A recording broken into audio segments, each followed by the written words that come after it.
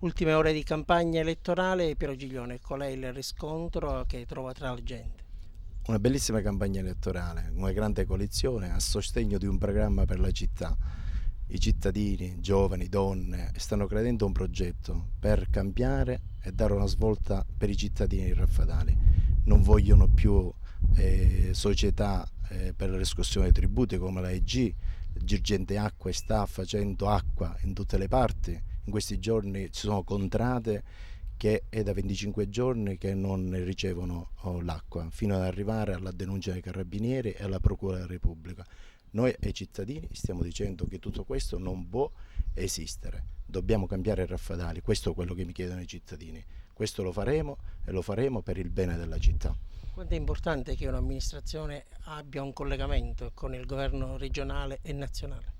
Noi abbiamo questa fortuna di avere creato un programma che sia a misura della città di Raffadali e per essere sostenuto dai governi regionali e nazionali e anche europei attraverso dei fondi che possono essere messi a disposizione e che i nostri deputati e i nostri punti di riferimento possono portare avanti per Raffadali.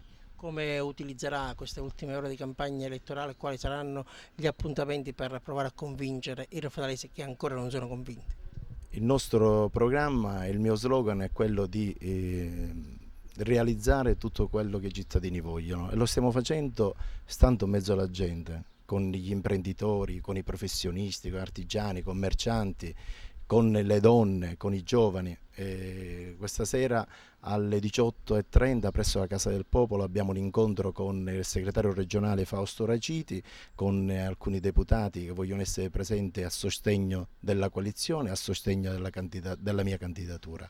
Alle 20 salita Rosario faremo un comizio con promosso dal Comitato Donne, in cui ci sono più di 200 donne che hanno aderito al comitato, diranno a loro, faranno le proposte e poi concluderò io al comizio. Invece domani sera ho avuto modo e il consenso e l'appello che faranno più di 20 sindaci della provincia di Agrigento aderenti alla coalizione di centrosinistra che mi daranno sostegno per la chiusura della campagna elettorale.